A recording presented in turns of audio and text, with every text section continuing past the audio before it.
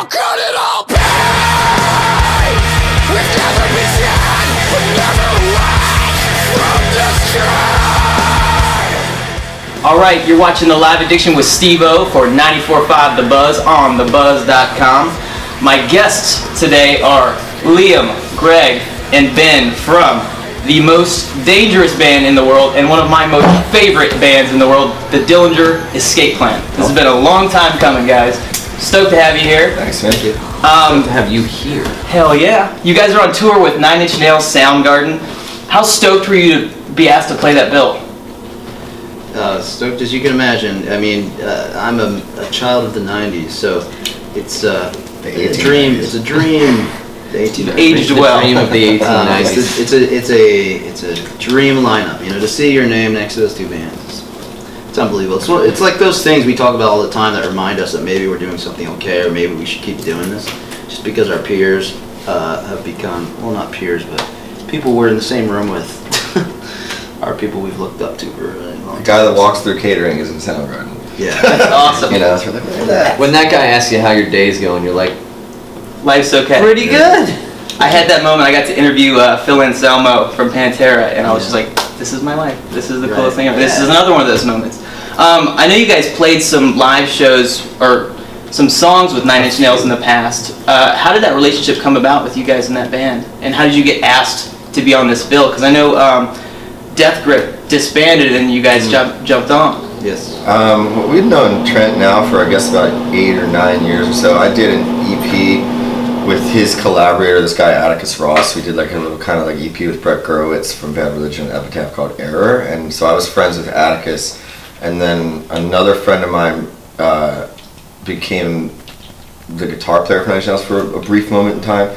And that, so at some point in time, them both being on tour, I went to see 9 Inch Nails, and you know, Atticus, who is this you know, very like kind of pissy Brit, was like, you come meet Trent, you have to come meet Trent, you know, and but be very polite. So I went to his restaurant and started eating all his catering, and like, you know, and he was just like, who the fuck is this guy like eating my catering? And then we actually started to become like fairly, you know, not fucking best buds, but you know, like friendly to one another. And then you know, he, you know, Got Trent Reznor's number in the phone, that kind of thing. No, man, I just said weird fucking gothic crows. They carry messages to us.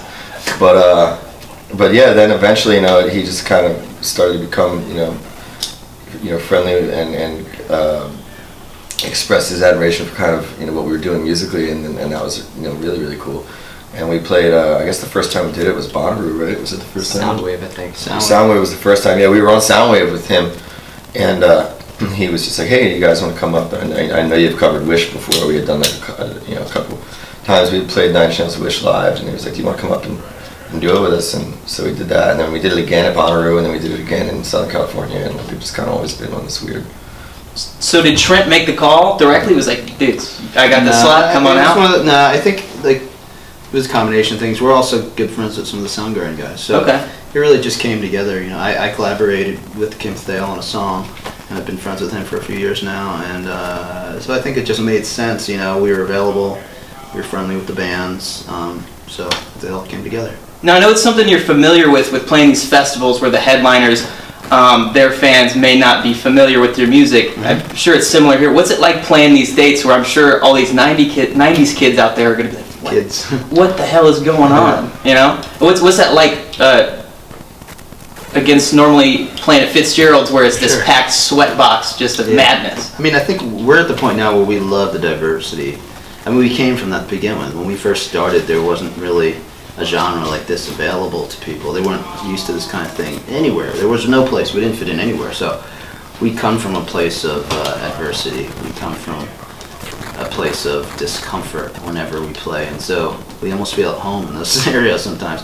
Although we love playing our own shows and having our people there, we certainly feel that these opportunities are worthwhile and kind of help keep us grounded and keep us pushing. It's a different vibe when you're playing to your fans than playing to potential fans. Yeah.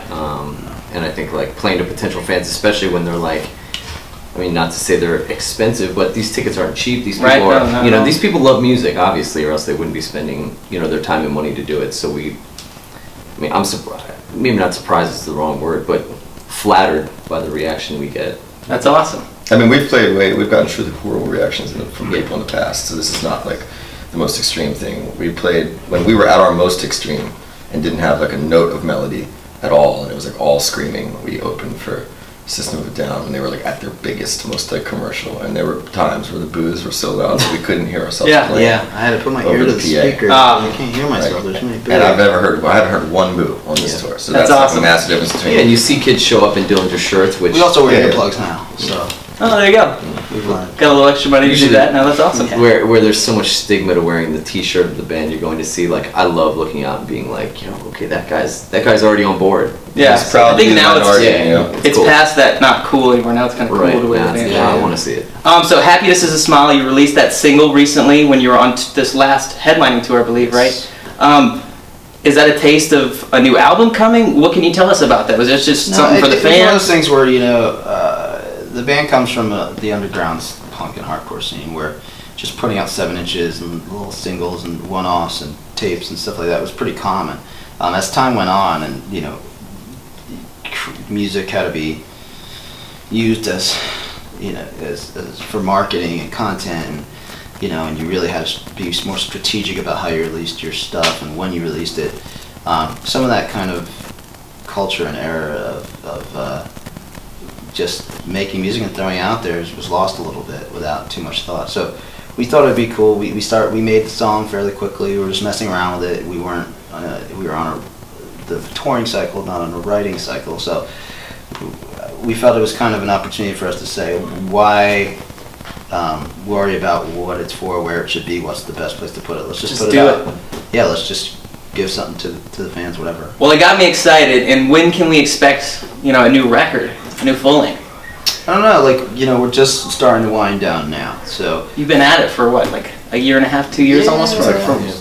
February. Well, we started recording in like November of 2012, so I guess since November 2012 we've been focused on this record in some way or another.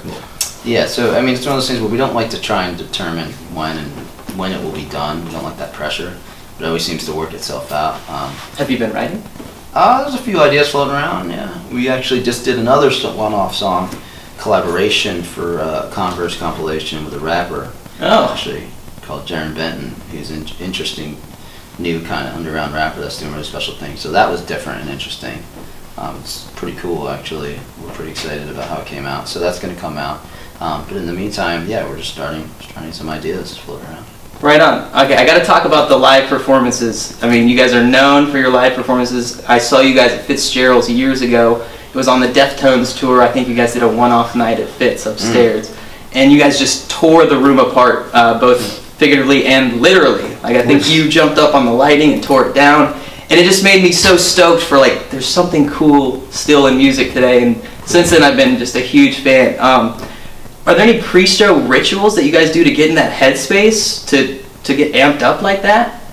We all have our own kind of things that work for us. Yeah? I put different shoes on, maybe. I don't know. I put a different shirt on. That's pretty much it. I don't have like I don't like need to walk around and, you know.